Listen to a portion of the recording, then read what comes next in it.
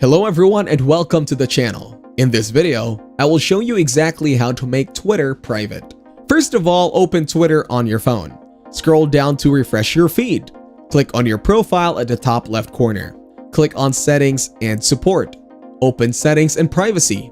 Open Privacy and Safety to manage what information you see and share on X. Tap on the Audience and Tagging.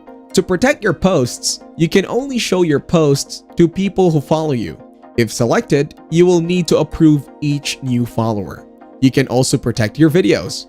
If selected, videos in your post will not be downloadable by default. This setting applies to posts going forward and is not retroactive. That is how you can privatize your Twitter.